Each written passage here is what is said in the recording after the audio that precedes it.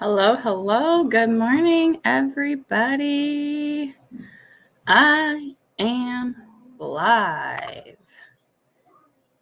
It has been some time since I have gone live, so I'm super excited to actually be doing this right now. Sorry, I was just a couple minutes late, or maybe a minute late. That's just kind of life with little ones and mornings, right? I don't know about you guys, but hey, Jesse, what is going on? What is going on?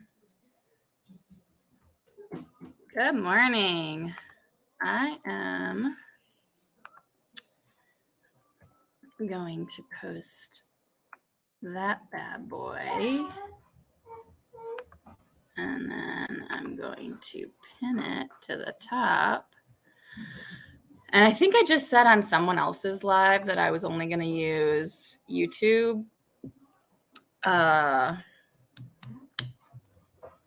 YouTube Live app, and that is my intention for further lives if I continue to do them and when I get a chance to do them. But I figured since I was going to be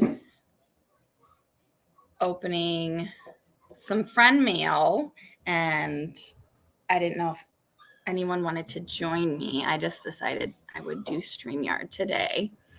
But yeah, I finally have internet. I don't believe I'm choppy at all.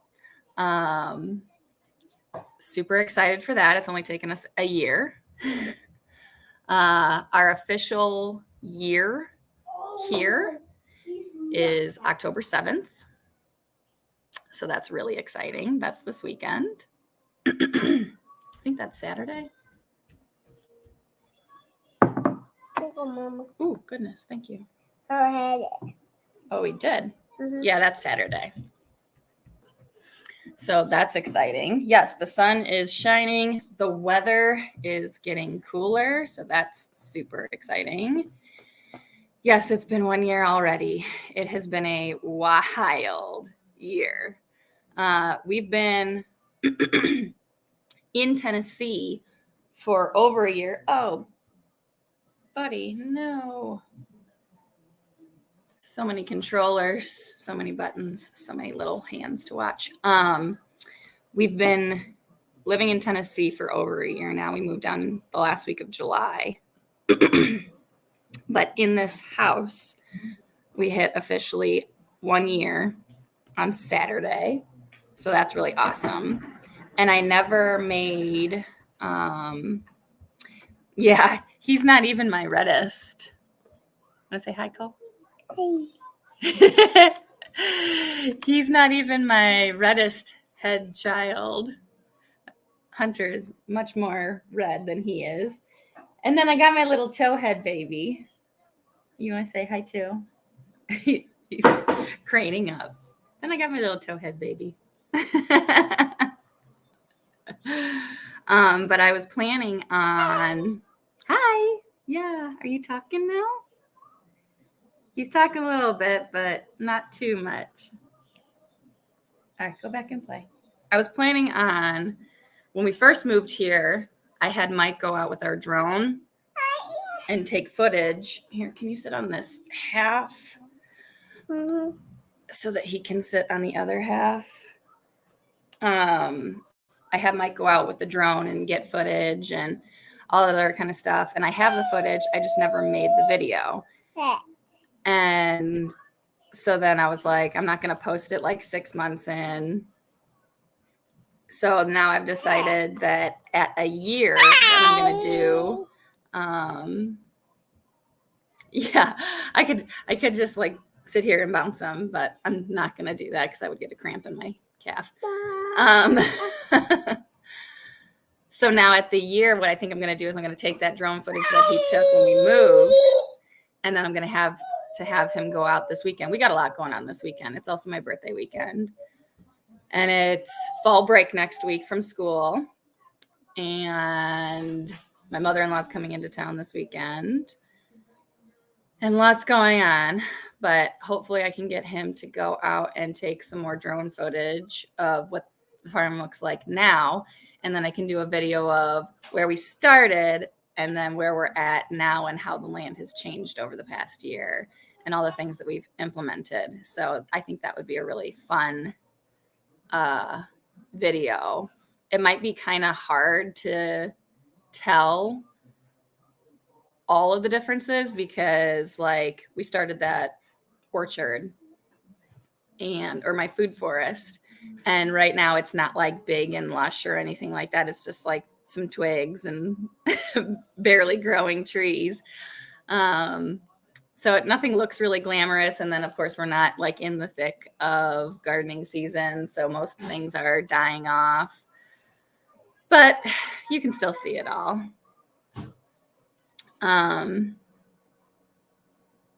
Not at all, Jesse. We love our area. I mean, there's always like pros and cons to anywhere where you live, right? And things that you just have to get used to. And like something that I didn't realize that I would have to get used to here is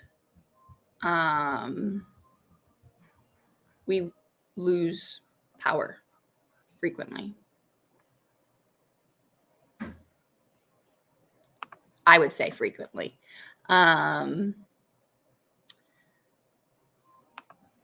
High winds, heavy rains, and just for absolutely no reason at all, we have lost power as well. So that has kind of changed how we've decided to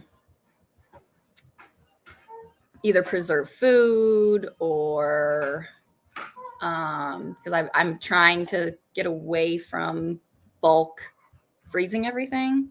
So I've been canning like crazy. But then also like we have a fireplace in our house, but we live in a modular house. And so we have a fireplace and it's a wood burning fireplace, but it's not like super efficient. It could not heat our house. So Mike has looked into like inserts of wood burning stoves that you could put into a wood burning fireplace. And like ours is a wood burning fireplace, but it's still like an insert, I guess. And like we have all this wasted space on the sides of our, I'm like looking at it for reference. Like our opening for our fireplace, you know, is just like basically like the size of a wood burning stove. And it's just an insert itself. And then there's all sorts of empty space around that. So we're thinking about maybe in the future getting a wood burning stove, something that could actually heat our house in the winter if we were to lose power. We're getting, we're going to invest in, we've gotten generators. Now we want to get an outlet attached to our house that runs to our fuse box so that we can hook up our heating or cooling or whatever. If we stop making those faces. If we run out or if power goes out in like the dead of winter or something like that, we want to be able to still run our heating and be safe, kind of a deal. Things like that. So that was something that was interesting to get used to, but I definitely do not miss traffic. I'm sure there is crime here, but like news here is kind of laughable. Nothing really relevant, or like their news is kind of silly down here. Um, nothing really makes the news. No one knows anything that happens. Like, I live on the ridge, and I have to drive up and down a mountain to get to go to my son's school, to go to the town. It was like, we are a separate town, but we don't actually have a town. We have to go down by where Hunter's school is to get to the town. And so I drive up and down the mountain constantly. And in the year that we've lived here, four people have driven off the mountain. And I only know about it because going up and down the mountain is the only way to get between our little town and the next biggest town that's up at the top of the mountain. It's a thoroughfare. It's a logging road. It's an industry road. It's a highway, and it's the only thoroughfare. So when something like that happens, it closes down the mountain and no one goes anywhere. Hey, LB, welcome in. So good to see you. So I only know if I'm going out to I have to take my trash. We don't have a municipal trash pickup. I have to take my trash. So I go to take my trash and the road's closed because I'm literally right at the top of the mountain. On the first road. And so I come out and everything's shut down and everything, and they're directing me. Luckily, I have to go the other way for trash or whatever. And I'm like, I don't want to know. Don't tell me anything. I'll go this way. I need to go this way anyway. But everything is word of mouth down here. It's interesting. But yeah, we love pretty much everything about it.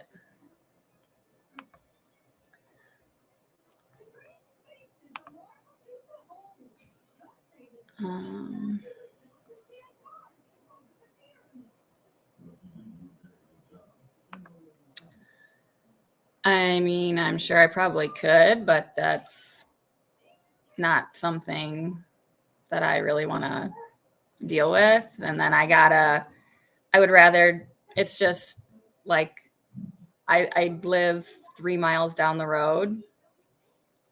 So it's a 3-mile drive, but they take care of the garbage. They incinerate it and do whatever.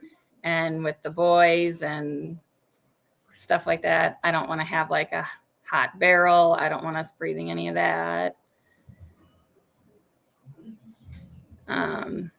And yeah, there could be something like that too. I don't know. That's just not something that I care to even look into.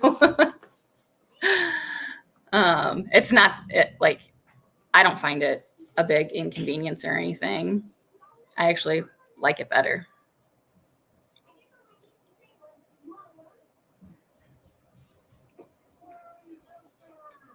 Oh, my watch hours are laughable.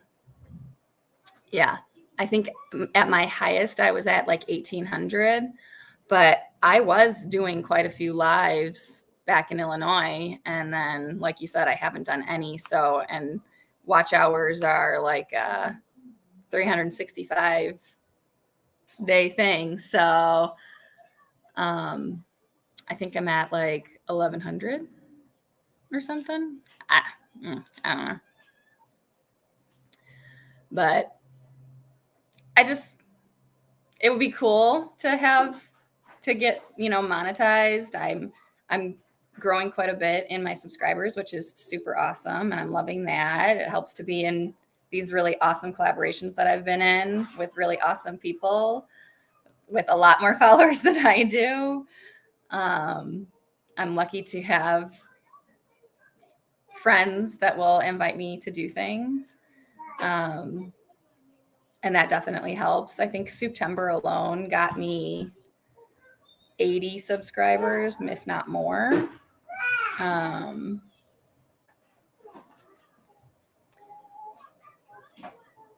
And because I didn't have internet and everything. Like every time I tried to go live, it was so choppy. It was irritating to me. I can only imagine, how it portrayed on like a video or watching it or anything like that. So, hey, Jamie, good morning. So good to see you. LB, I have one. It's called Bear It All.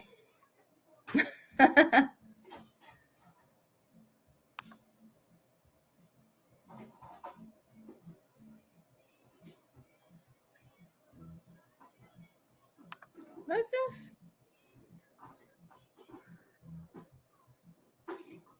What do you mean?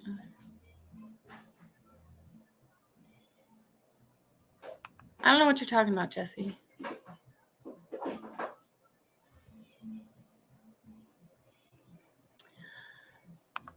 Jamie, it was so good being on your live the other day. I was so happy to see you. Homestead Love, hey, welcome in.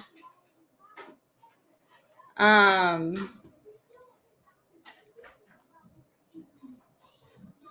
don't know what Pops is, Jesse.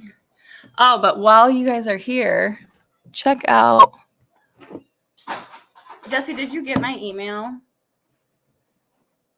I got goodies. Ooh, there we go. Look at, they got tape that's got, whoa, there we go. Tape that's got the Miss Lisa.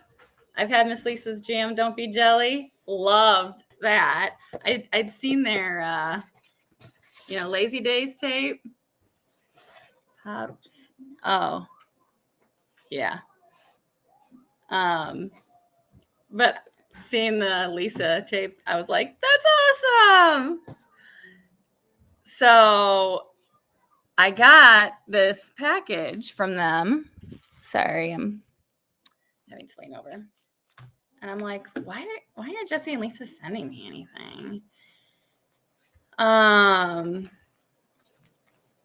apparently I won something on their channel and I don't remember it. I vaguely remember winning something, but like I have a really hard time making anyone's lives just with life. It's hard to focus with the kid. And even when I do make the lives, usually evening lives I cannot make at all because evenings are horribly busy. You like that shot? So even when I do make a live, it's hard for me to focus. So I'm sorry, but I apparently won something and I only vaguely remember it. And I didn't remember it until I opened it up and I was like, oh yeah, I kind of remember that. But what I won, check this out, guys. I won this knife. It's a watermelon. Do you see that? It's so cool. And it is one heck of a knife. And I don't know if you guys can see that.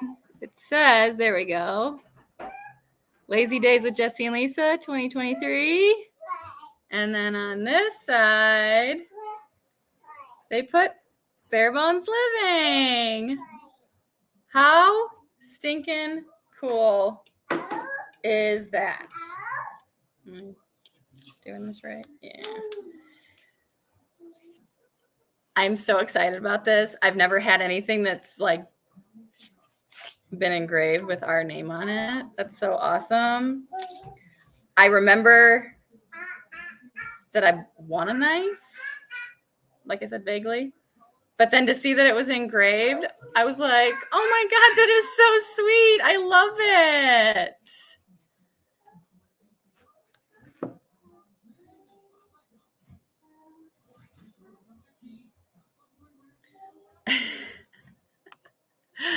That's right.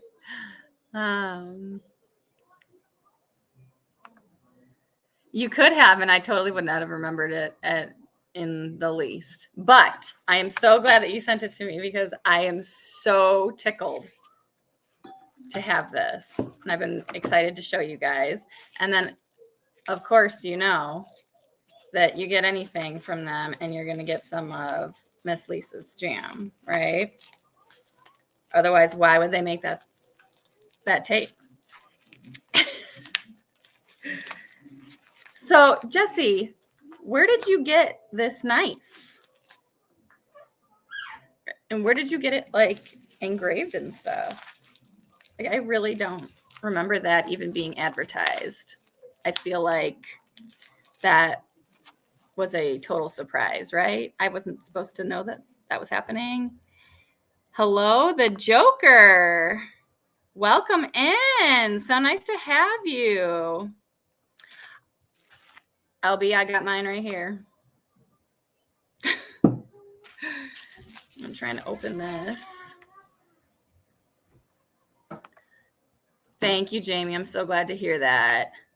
Colby, nice to have you from Dez's channel. Thank you so much for coming by. Goodness gravy. You guys are way too good at taping. There we go. Watch me as I grunt and groan to open some tape. Ooh. This is watermelon jam. So excited for that. Do you love watermelon jam? Yeah. What do you say? Thank you. Ah, that's so awesome. Thank you so much. And then, of course, I got this beautiful card. It's got a bee on it. I love that. Is there? And I got all kinds of stickers. Oh, and this one's a magnet. Okay. So I got the magnet of the I've had Lisa's jam. Don't be jelly. Hush, Kona. The sticker that I'm super excited about. And then, of course, the Mod Father. There he is. And I'm so excited to have these because I am soon I'm hoping I can go live from my tiny house because I am planning on putting up all of my stickers and magnets, finally starting my board, and I'm going to do it in the tiny house. Oh, hello. Hello. Hi. Hey. Nice to meet you, Colby. Nice to meet you too. Thank you so much for coming in. How are you today? I'm good. Awesome. So happy Just to getting have you some with storms us. up here. Where are you? Arkansas. Oh, okay. Are they bad storms or no? Just thunderstorms. Okay. Is there one right here? Yeah, these are pops. Do you want to pop them? Uh-huh. Okay, go ahead. Hey, buddy. He's got pops now. He's not talking. I heard the snap. Yeah, you can go snap that. I love it, Jesse. I absolutely love it. Can I see? Oh, did you not see the knife? Uh-uh. Oh, that is nice. He It had kind of it looks like engraved with watermelon color. bare bones on one side, and then he has his channel. Whoa, this way. That's watermelon colors. His channel on the other side, Lazy Days with Jesse and Lisa. On the other side, oopsies, doing this backwards. Oh, Carter, can I have that, please? Thank you. That kind of reminds me of watermelon color. Well, it is a watermelon. Check it out. Oh. Nice. It totally is a watermelon. That's nice. And Jesse did that? I'm sorry? And Jesse did that? Yes, he did. I won it from him, but I didn't know it was going to be engraved. Right. So that was super awesome. Yes, awesome stickers. I'm so excited. So what I was saying was I'm going to start my sticker board finally. I'm going to do that in the tiny house, but I don't know with this new internet if I will be able to go live from there. I'm hoping that I will. I think I'm done popping it. Okay, you want to throw it in the garbage, please? Thank you. Thank you, Lazy Day. for that. Yeah, exactly. And I just love farming. Oh yeah, sharing out the love. Absolutely. Everybody go check everybody else out. So I'm hoping to be able to go live from there because that's a project. When I finally, I had like this, I couldn't figure out what to do with all these stickers. And I get stickers, I got magnets, I got all these other things. I am Jessie. We just got it on Friday. Got delivered on Friday. And Mike set it up right when he got home from work. Did he pull that out of the garbage, Cole? Carter, can you put it in the garbage, please? I don't remember what I was saying. Oh, yeah, we got it on Friday. Mike set it up, and we are so happy with it. We're pulling like 4 times the speed that we had with our AT&T, and we're at a higher speed than we were in Chicago, which is mind-boggling to me. But way to go, Elon! Woo!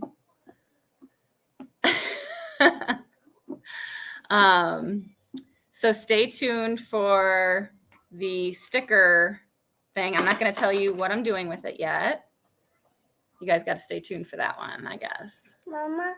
Yes, baby. Is there some more in here? No, this was in there. We got the watermelon knife and the watermelon jam. Doesn't that sound exciting? Do you got to go potty, baby? No. Okay. He's so cute. Thank you. The bees, the turkeys, the pigs, the chickens, right? I know. Everyone is doing really, really well. The bees have been quite the learning experience. I did treat for mites. I treated them once. Like this whole having the bees has been a total learning experience. I knew nothing about them. Basically, I still feel like I know nothing about them. Because the more you know, the less you know, or the more you know, the more you realize you know nothing, and that you can't plan for anything, and they're gonna just do whatever they're gonna do. But I did get my the varroa mites, which are just like a normal thing of beekeeping. Everyone's gonna get them. And you have to treat for them. So I treated for them in, I think, June or July. And at that kind of same time, I realized that my first hive, my original hive, had gone through, at that point, 2 queens. I knew about the one, and I didn't know why she died. And I knew that they didn't swarm because the number of bees that were inside were still the same. And then I saw that they had created what's called a supersedure cell. So what we figured out is that they were killing the queen. They didn't like her for whatever reason, and they were killing her and creating a new queen. So they did that twice, actually. And at one point, I had my second hive was just going gangbusters. Cole. No. Stop running, please. Pardon me while I go get this child. Alright. Oh. You bump your head. Okay. So I took I took some bees out of my second hive that was just going gangbusters. I had like 5 boxes on the one hive, and I only had like 2 on the original hive. And I was like, I need to do something here. I need to either spread them out, or what I ended up doing is I took some from this big hive and I made a nuke. And they actually created, I just took baby bees. I took the larva. I made sure that they had just laid eggs on a frame. And then I gave them bees, and I gave them bee bread and nectar and things like that. And they created out of those eggs another queen. So then at one point I had 3 hives, and I was like, oh, this is awesome. Then my original hive killed their queen for a 3rd time. And I was like, all right, that's it. Like something's going on.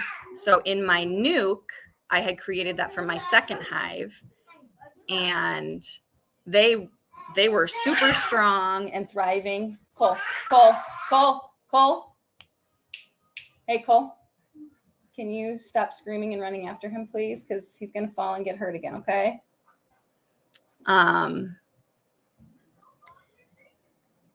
And so their genes were really good. And I created that nuke off of her genes. So that queen that they made were from the strong queen's eggs. So then that queen should also be very strong. And so what I ended up doing was I took the nuke and I mixed it with my original hive to bring it back to only 2 hives. And the first hive didn't have a queen, and it was getting late in the season.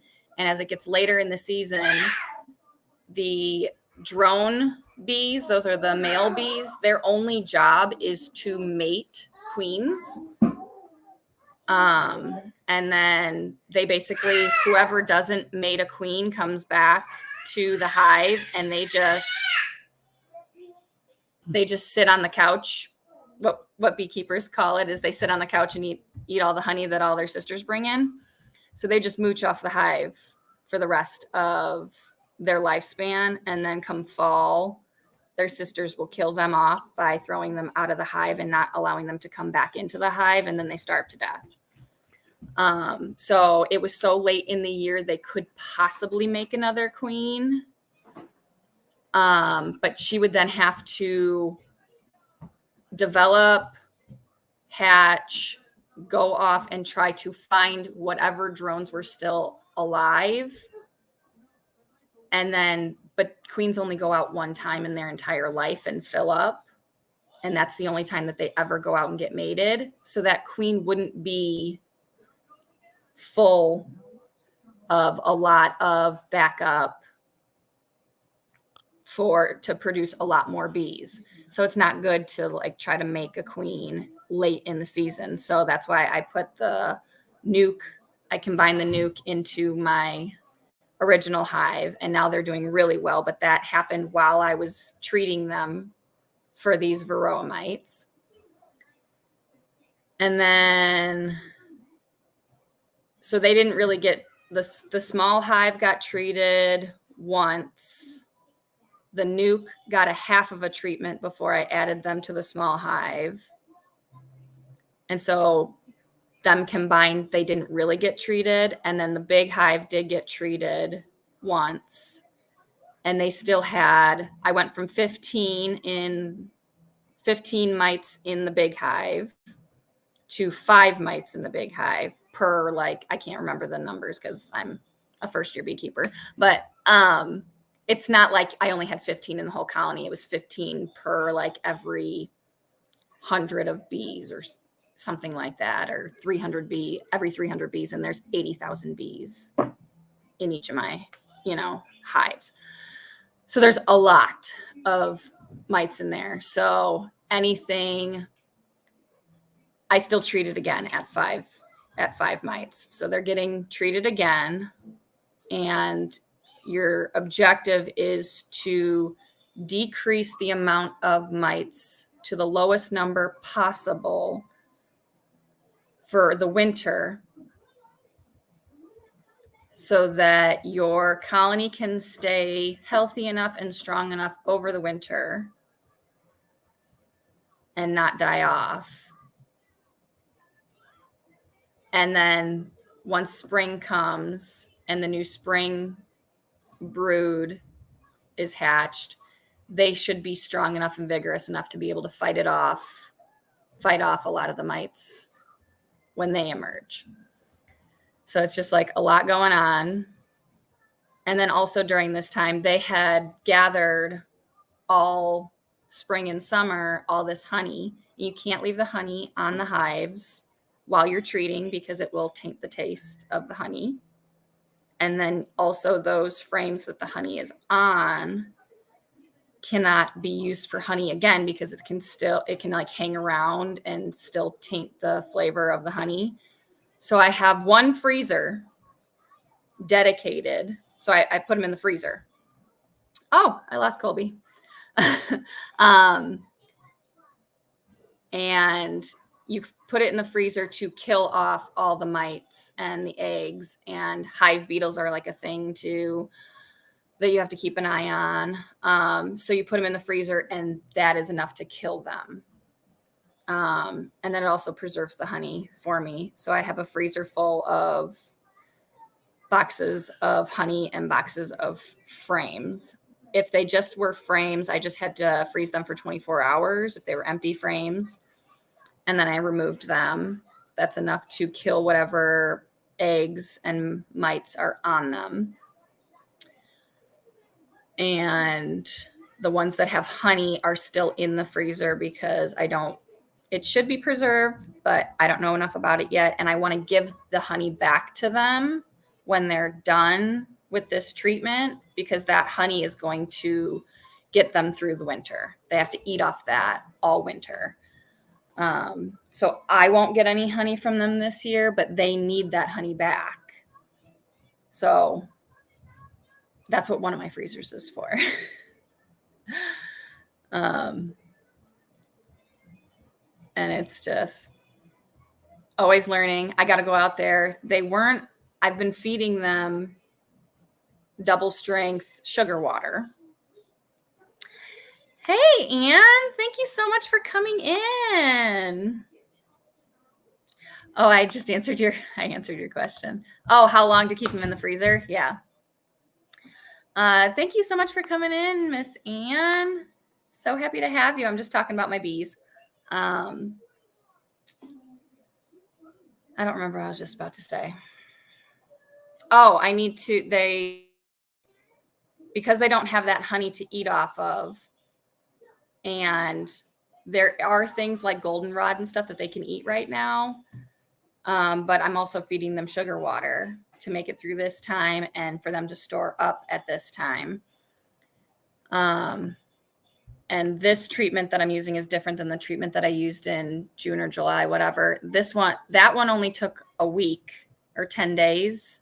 This one takes 6 or 8 weeks or something like that. Like, it's a really long term. So it covers the span of an egg through larva and hatching. It covers the whole development of an egg. The mites actually live off of the eggs. They eat the brood. They lay their eggs in with the bee egg, and then they use that as like their host. They're a parasite. So that makes sense, right?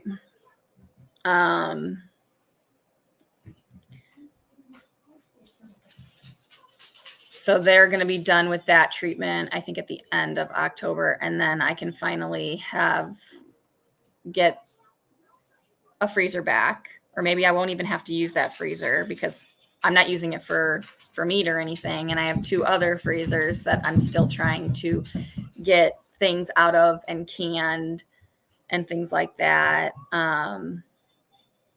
So hopefully I can just turn that freezer off. That would be really awesome, because anything that you don't have to pay for is really awesome. And like I said, we lose power. And when we lose power, that freezer is not one that we plug back in, because it just has the honey in it. I don't want to say that like, oh, it's just the honey or whatever, but it should be preserved. I mean, that's what the bees do. They dry it out with their wings, and when they cover it with the wax, that is preserved honey. Not all of it is capped, but the hours or something like that the uncapped honey wouldn't be frozen isn't enough to like make it go bad, and honey doesn't go bad. So that's really awesome. So that's not one of our priorities to plug in. Our meat freezer is the only thing that gets, our meat freezer and our refrigerator get plugged in. I have a meat freezer, and then I have like a vegetable and bread and other freezer. And only the meat freezer gets turned or plugged in on the generator when we lose power. Sifting some soil and more. Thank you so much for coming in. Welcome.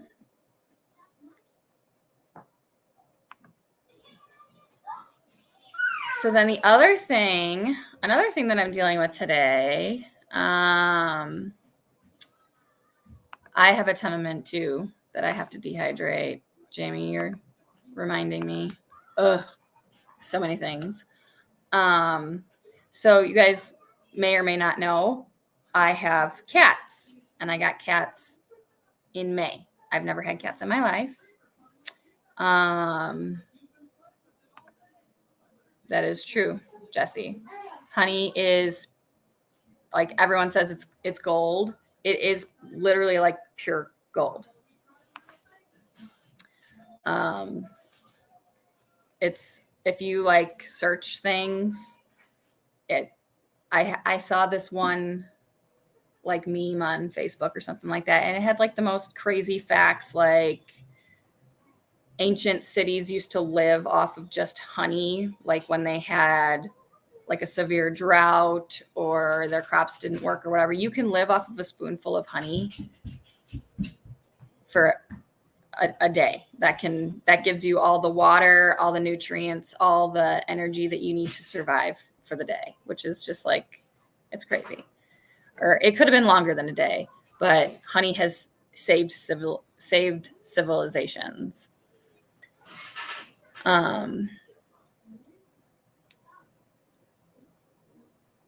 But so yeah, cats. I've never had a cat in my life. We got cats because stray cats around here are a big problem. But we also have a lot of feed for our animals, and mice are a problem. So we got feral cats from a neighbor who did not fix their animals. So they were like strays, but they weren't really strays. We know where they came from. They came from our neighbor.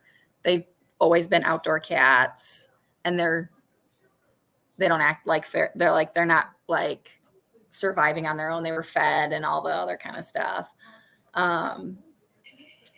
But I've also never had an outdoor animal other than like my farm animals. I don't have outdoor dogs. I've never had outdoor cats, things like that. So having a 100% living outside animal that, you get all loving. Like, I love my farm animals. I pick them up. I love on them. Like, I love on the pigs and stuff like that. But like a cat or a dog or something like that, you have a different kind of relationship with, and you get all snuggly with and stuff like that.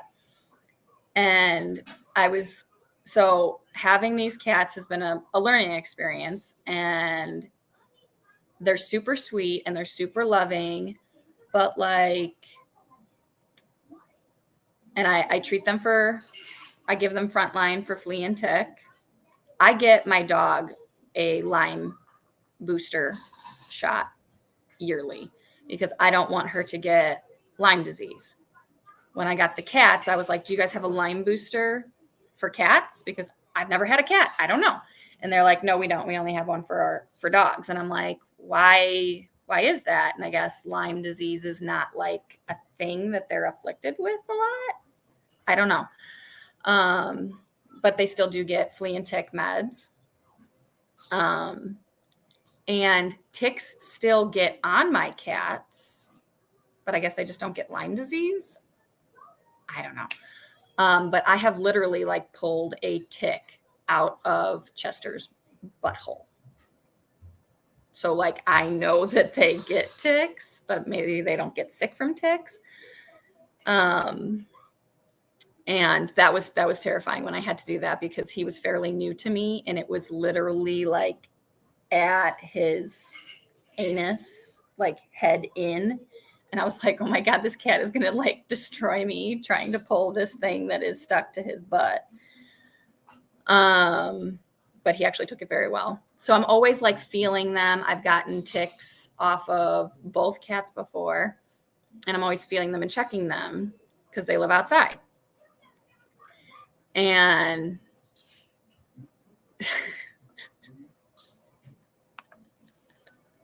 you just couldn't help yourself, could you?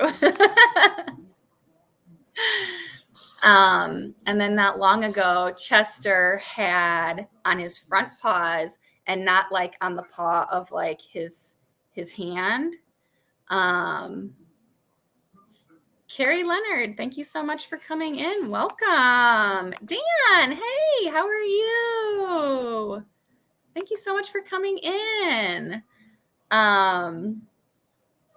So it wasn't on like his palm, it was more like on his wrists. Both of his front legs, like kind of like where his wrist is, because like cats have like the pads, the normal pads, and then they have like another pad like up here, and it was like right in between like their main pad and like the pad there's like a little kind of pad lump here, and so I'm calling it his wrist. He had what looked like burns to me. They weren't blisters, but raw skin. Cole, will you go see what Carter's doing in the bedroom, please? Right there. Oh, he's right there. He's being so quiet. It always scares me when my kids are quiet. And one looked worse than the other, but it was like totally raw skin. It never blistered. And like I hit it with like chicken spray because it has like some antibiotic in it, and he did not want me touching it at all. So like I would do like a drive-by and like get his ankles because it's got like some antibiotic in it. And I have no idea how he got it. And it was like they were like this high and like this wide. They were pretty big wounds, and they ended up healing totally fine. He kept them nice and clean. Like I kept an eye on them, and they healed fine. But now his thing is, and it kills me that people don't fix their animals. And it's like, you guys are just making a larger problem. And I feel bad for these animals because it's like, they're not bad animals. It's not their fault. They sure do. But I could not grab his paw to rub anything on it. So he got shot. And I think like he could like feel it helping. So where he didn't love it, he like tolerated it. And I mean, they're outdoor cats. So like when cats don't like water, well, it rains and they have a place to hide. They have a house. They have the dog crate to go in and live in. They don't. They sit out in the rain. So, I mean, like, it's not like a getting wet thing, but he tolerated it. But now, I think it was 2 days ago, I was petting him, and it started on his chest. He has like patches. It's actually on his left chest. He's got these little bumps, and they almost feel like burrs. And they're really small. And I was like, oh, what is that? And I like tried to part his hair to like see it. And he was like, oh no, you're not messing with me. And I was like, okay.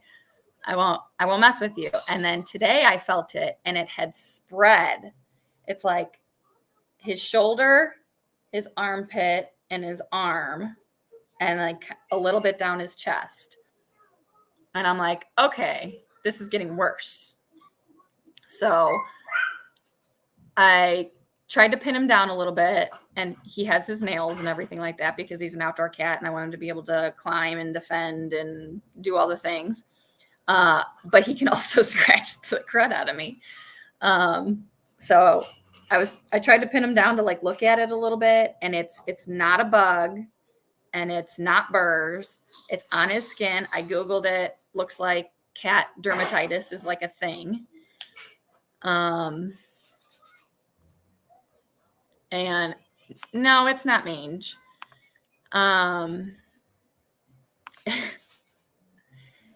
But they are smart. But I think he's got some kind of a dermatitis. I don't know what it's from, but I think I'm going to have to take him to the vet. We do have a vet that doesn't take appointments. It's like show up only.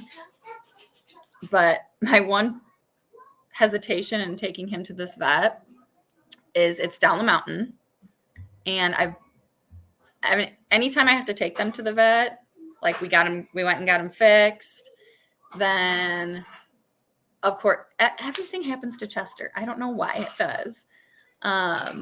But like after we got him fixed, Chester's wound opened up. So I had to take him back down the mountain to get him checked out. And he gets car sick.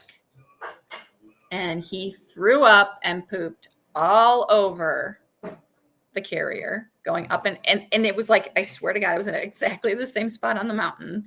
And if you guys are familiar with driving up and down a mountain, it's like a twisty, windy road, how they monkey up the mountain. And I swear to God, it's almost in the same stretch every time. Every time I take him in the car, he throws up. He also hates the cat carrier, hates it with a dirty passion. So I have to catch him. He doesn't like to be held, and he really hates going in the carrier. So that's fun. I have to try to do that. But I don't know. Does anyone know anything about cat dermatitis? Oh no, that's terrible. Hey, Rebecca, thank you so much for coming in. It's so great to see you. So that's something that I'm dealing with. That's going to be an adventure. I'm hoping that I don't get ripped up because I react not well to cat scratches. I'm not allergic to cats, but I have very sensitive skin, and cats walk in some dirty stuff, and they harbor a lot of yuck under their nails. So anytime I get just like the smallest little cat scratch, I like blow up. Yes, everybody, don't forget to hit that thumbs up, please. Well, I know he only associates it with going to the vet because why else would I give it to him?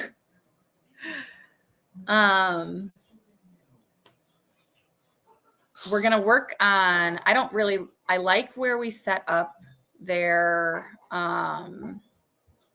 where we set up their house. And we knew when we set it up that it was only going to be temporary. We just gave them the dog crate because it was big enough for two of them. And then we put it underneath our back porch because it's got a door that we can open and close.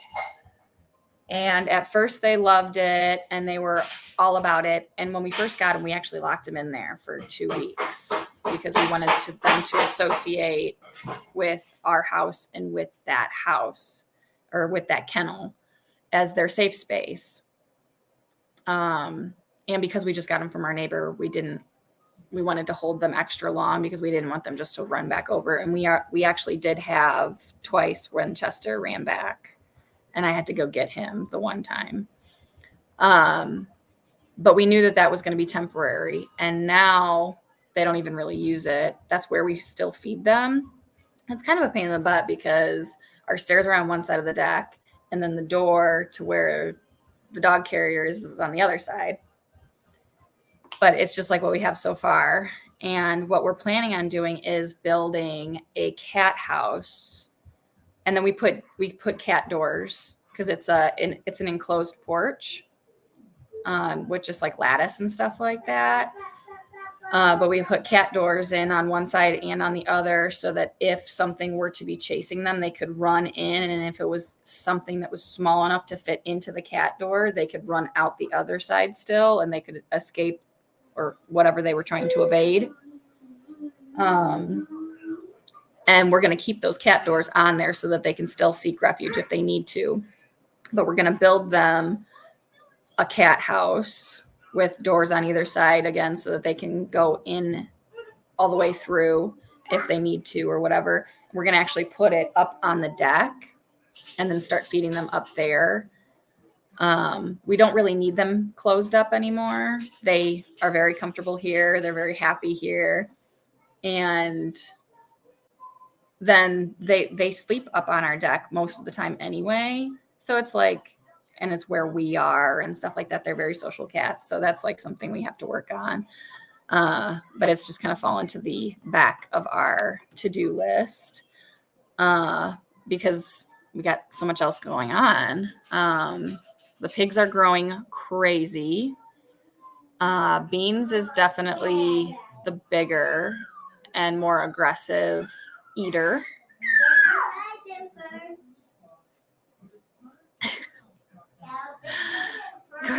Carter's still learning how to talk, so everything is like a yell. He's just going to yell at you because he can't like communicate what he wants to say. Cole, don't tease him. That's not nice. So he's probably twice the size of Frank. He's definitely going to go first. And we would only be able to process one at a time anyway. We're not playing with dog meds. Thank you. No. I know you want to play with them, but those are dangerous. You can't have them. And they've been eating really good. They got to eat all of our sweet potato vines that I pulled up. No, you can't have it. You can't have it. And then they got those watermelons that they absolutely loved.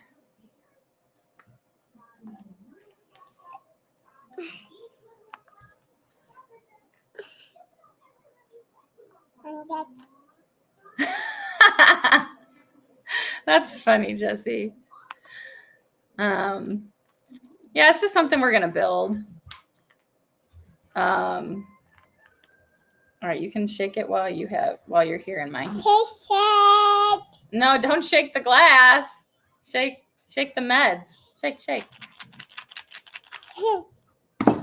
So my dog is not even 3 yet, and she tore her ACL. So this is Vetprofen because we're trying to put on a Band-Aid until we can afford getting her surgery. And I'm like, you're not even 3 years old, and you're a mutt. Aren't you supposed to be like immune to, mutts are supposed to be way healthier than anything else. And you're still like a baby. You're tearing your ACL. And she tore it walking. She was walking on our hill, which is, it is an incline, but it's barely a hill. We were walking up to our food forest, our orchard, and it was like a dewy morning. And she just slipped a little bit, and that was enough to tear it. And it wasn't like a complete tear, but it's acting up again. And anytime she's like walking around on a dewy day and slips again, she screams like a banshee. And it's like, and she's not light. So if she like goes down and you got to carry her, she's a meaty little 85-pound bowling ball. Hey, Carter, can you bring those pills over here? Bring your shaker over here, please.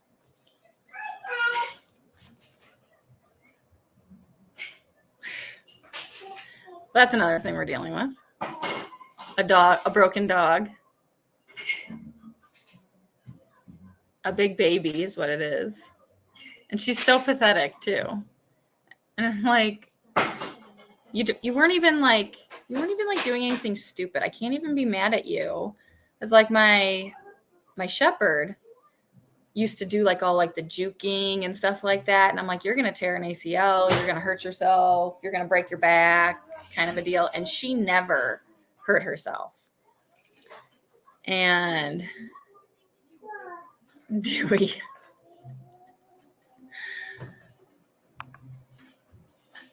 That would maybe work if she was a he, but no. But I'm like, you were just walking and you slipped. But she was like non-weight bearing for 2 days, just last week, because again, she was just walking, and all it takes is to be off just a little bit in her step, and there she goes. Dog. But yeah, the turkeys are getting big. If you guys saw that video, they're mobile now, which is something that I've been waiting to do. The turkey shot is working out really great for them. And I like moving them. I move them every two days. I try. Miss Dewey. I try to move all of my animals because now they're all on mobile netting.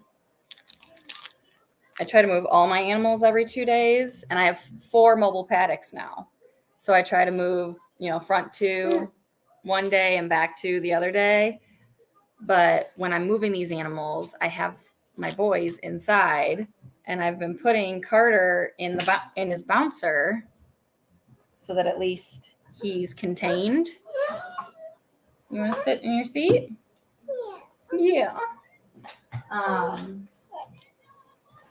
There. Are you big boy sitting in your seat? There you go. Or do you want to watch TV? Okay. So that at least he's contained and he can't get into anything and hurt himself. But I still don't like leaving them unattended for a long time. And sometimes I'm just tired and I don't want to move animals every day.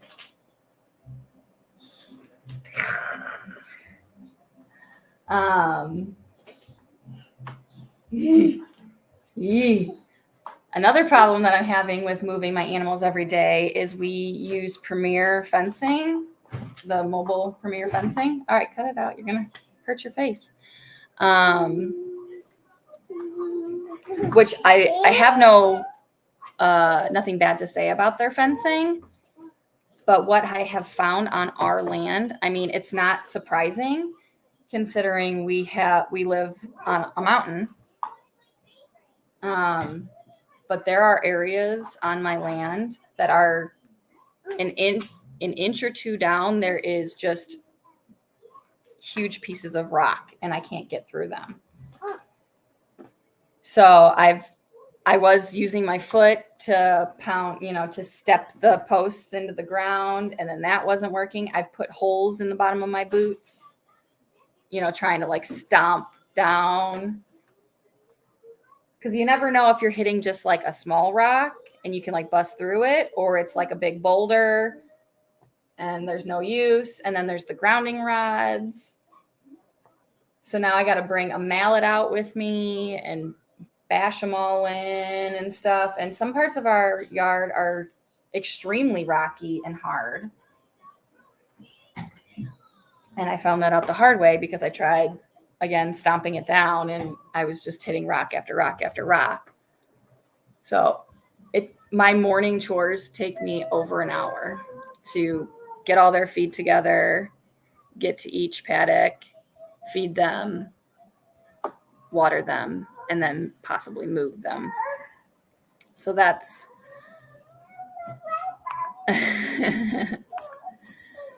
So that's a lot going on, and that could take a long time. But I've also been canning a lot.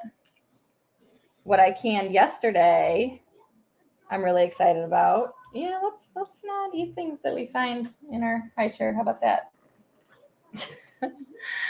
I canned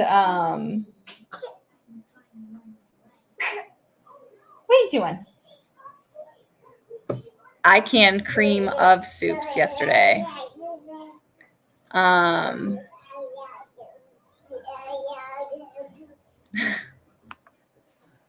Every 2 days. I feel like that would take me just as much time. And I mean, every day I'm moving them to just a new spot. I don't know how to test it first. And so yeah, I canned cream of mushroom soup and cream of celery soup. And I know that that's like not a USDA recommended or approved recipe to can, but I did it and I'm so excited to have it. I have 14, 7 of each on my shelves going into the holidays. So excited. I canned 14 and then I still have another quart in the refrigerator to use this next week. And I don't buy Campbell's like cream of soups or anything like that. What do you want? So I usually just avoid those recipes that call for cream of soups because since I don't have them on hand, I know they're easy to make. But as it is, we usually eat dinner like around 7 or 8, and that's when I want my kids going to sleep. So if I have to make the cream of soup before I can even make the dinner, like we wouldn't eat until like 9 o'clock. So that just usually doesn't happen. So I'm super excited to have that. And then I bought corn. And so I'm about to can some corn today. And I think I'm going to make some stock out of I plan on making stock out of the corn cobs. And I'm going to dry the silks for tea because I want to try that.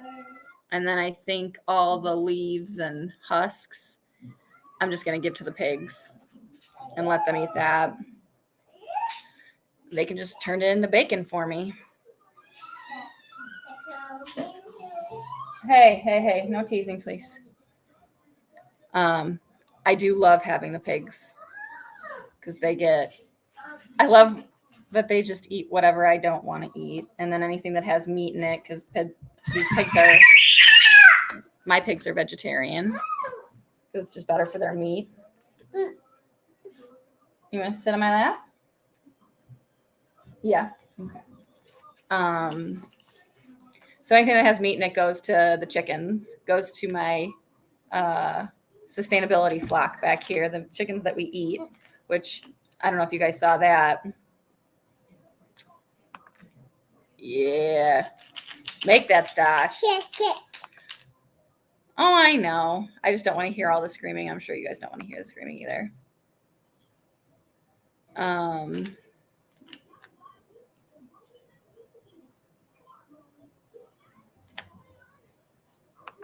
Ooh.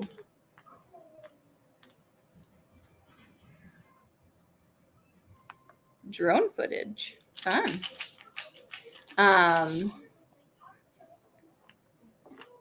So those are, yeah, I got to can the corn. And then, I still have to dig all those sweet potatoes. I don't know if that's going to happen this weekend or not. There's festivals happening in our town. A lot of fall things are happening this weekend. And then, like I said, my mother-in-law is coming into town Friday. So I think Mike and I are actually going to go to Knoxville on Saturday to celebrate my birthday, which will be fun. We don't ever go out to eat, and we never do anything, just the two of us.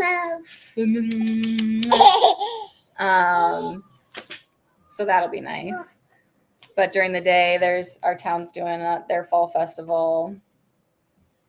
And then Hunter's home all week next week, so I don't know if I'll get anything done next week, or maybe he can help me pull the potatoes. He might actually enjoy that because he kind of missed out on it. But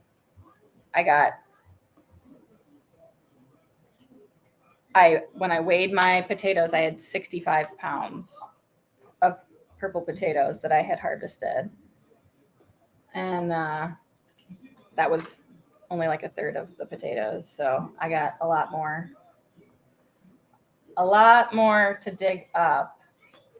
And then I'm hoping, I got a lot of squash out there, and I got some pumpkins and some butternut squash and some spaghetti squash. I had harvested 2 yellow spaghetti squash. And then I have 2 really big green spaghetti squash, and they're just not turning yellow. I didn't buy these spaghetti squash seeds. I just saved them from a spaghetti squash that I got from the store. So I'm thinking maybe they're just not going to turn yellow. But if their vines start to dry up and they're ready to harvest, I'm just going to harvest them whenever their vine dries up, like I did with the yellow squash. And I'm hoping the inside is going to be ripe. And I got some sweet meats still out there that are finishing hardening, and I got some birdhouse gourds that are doing the same thing. And then some animal gifted us some pumpkins that are going to be fun, and then some other animal gifted us some peppers, and they're a small like little chili pepper, and they're ripe, they're purple. And right now, some of them are purple and some of them are green. And that was definitely given to us by some bird or something like that. And I tried one and I just bit the tip off and I was like, ooh, that is very hot. And that's something that our family can't. That pepper that I tried, our family can't take something that is that hot. So I'm trying to solicit my local friends to see if any of them want some hot peppers. I'm like, it makes great hot sauce. And I like hot sauce, but I still have peppers from Illinois that I have to make hot sauce out of. I fermented them and everything. And thank God fermenting just like puts like a pause button on it, and they can sit in that ferment for however long, because they've been in there now for over a year. And they're still good. There's no mold. I just have to make the hot sauce from it. So I don't need to make any more hot sauce. But that's all I think I got planting out there. I started a brassica bed. Yeah, a mild hot is good for us too. I used to like really hot things, but over time I've kind of toned it down, and my family can't stand like anything. And Mike used to not like hot at all.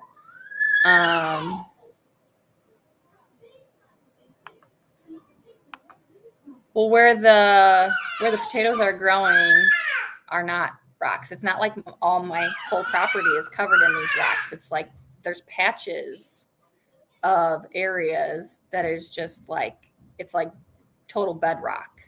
It's crazy. I don't know how else to explain it. My peppers did nothing. I got a couple of natapenos, thank goodness. But I planted them in the middle of my tomatoes, and my tomatoes just grew up and over everything. So I didn't get any peppers, which was pretty disappointing. I'm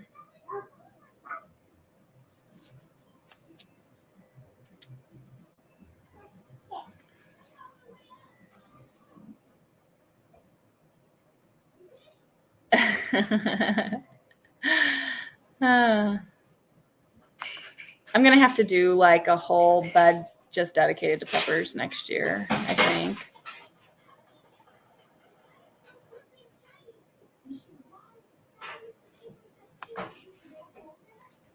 Yeah, I guess I could do that too. It's just another thing to do.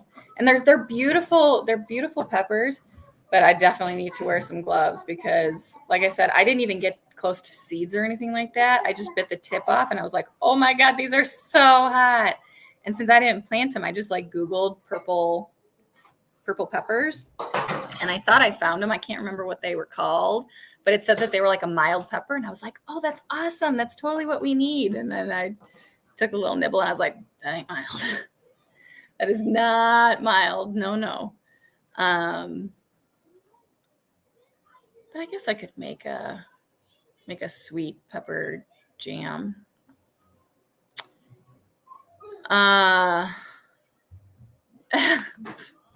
Where'd that go? Don't even. I'm like the least lazy person I know. Ugh. Oh, that's awesome, Jamie. I'm jealous. I mean, I am so totally stoked with how much I grew and preserved this year. I knew this year was going to be hard, being my first year. I've never grown in the ground, and everything that grew in the ground, for the most part, did really, really well. Digging those potatoes, though, I was really hard because that was my no-dig bed. And so, like, I literally just put cardboard on top of grass, and then I added compost and leaves and straw and more compost and things like that, just to try to like have everything grow in that compost. And I could only afford to, or either with money or with my own physical manpower, spread so much because my garden's so big that I only had a couple inches of good soil for them to grow in. So they mostly grew in that clay soil. So I had to like pry them and get them out of that hard ground, because where there isn't rocks and where there is soil, it is very clay.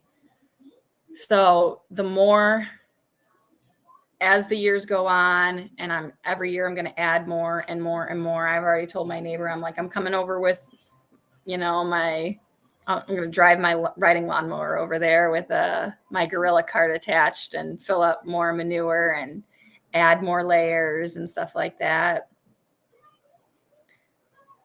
They're fine. Cole's spaced out at the TV, and the baby's playing on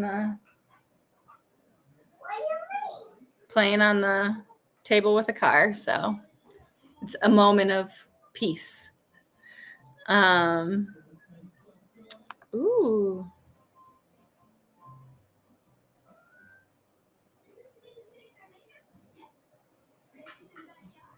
Yeah, you never know what you're gonna get when you plant things, and I grew, what did I grow? I grew something that was supposed to be like a sweet pepper and it ended up being a hot pepper. And I'm like, this must have been cross-pollinated or something like that. And whatever. I thought I planted honey nut, butternut squash, or a butternut squash and a honey nut squash. And I only got honey nut. And the thing that was supposed to be a butternut turned out to be little pumpkins. But again, I think though, also, because they're planted really close to each other, so I'm not really sure. I do have a butternut out there. So I planted 4 seeds, 2 in each. I planted 2 holes, and I planted 2 seeds in each. So some of the seeds were little pumpkins and some of the seeds were butternut squash, because I have one big butternut squash out there. So I'm like, well, that's what happens when you save store-bought seeds. You never know what you're going to get. We're still going to use them. So I'm happy about that.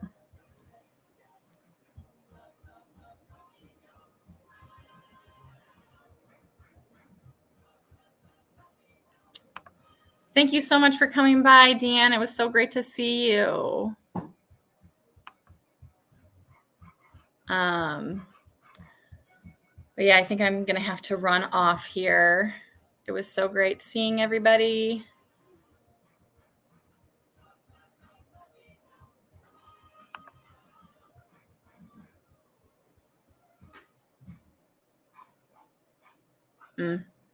Yeah, I'm sure.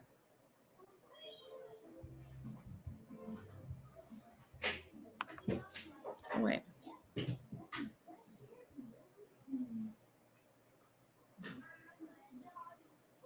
I believe it.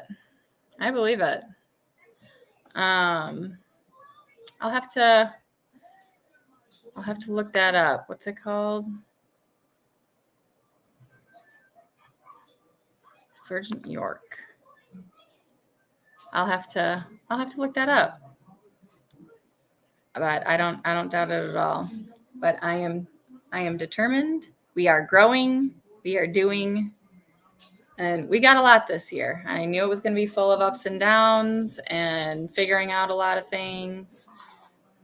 And we're just getting started on this farming thing and growing thing on this magnitude. And I'm super excited and having tons of fun. And I can just do what I can do. And I think I'm doing a pretty bang up job. And I'm still happy about it. And I'm not like running for the hills. I am on the hill already, but I will talk to you guys again soon, hopefully. Thank you so much for coming in, and I'll see you guys later. Bye.